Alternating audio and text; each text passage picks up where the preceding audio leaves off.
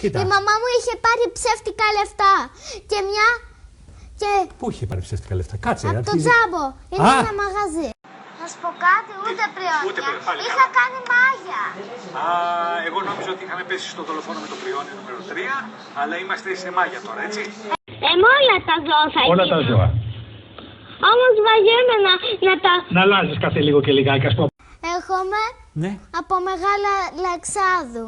Από Μεγάλου Αλεξάνδρου έρχεσαι τόσο μακριά. Ναι. Όχι, ρε παιδάκι μου. Είσαι Είμαι από κοντά στην πλατεία. Σόπα. Καλά, να σου πω κάτι. Τι? Εγώ θα περιμένω εδώ και θα ρωτάω συνέχεια. Εσύ ρωτάς, εγώ ρωτάω. Εσύ μου απαντάς. Είχα κάτσει μόνο μια φορά, έκλαψα λίγο, όμως έκατσα.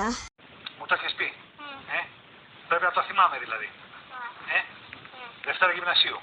Ναι, δεν πρέπει να το λέω συνέχεια. Όχι βέβαια. Τον Να υπηαγωγείο. σου πω κάτι. Πες μου, τι θες. Δεν θα ξαναπάω.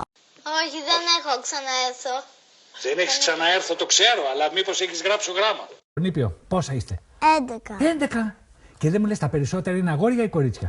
Κορίτσια. Πόσα είναι τα κορίτσια, τα έχεις μετρήσει? Να. Πόσα? 13. Γιώργο, πόσο χρόνο είσαι? Σου είχα πει. Ναι, αλλά θέλω να το ξανακούσω στο φακό. Καλά. 10. Ότι... Να σου πω κάτι, τόσο μακριά που είσαι, κουράστηκα, δεν έπαιρνα ούτε αρέα. Δεν έπαιρνες ούτε αρέα. Ναι, δεν έχω αδέρφια. Το Αντωνάκι. Το Αντωνάκι τι είναι τώρα για να καταλάβω, είναι αδέλφη? Ξαδέλφη μήπως, ξαδέλφάκι. Είμαστε φίλοι. Α,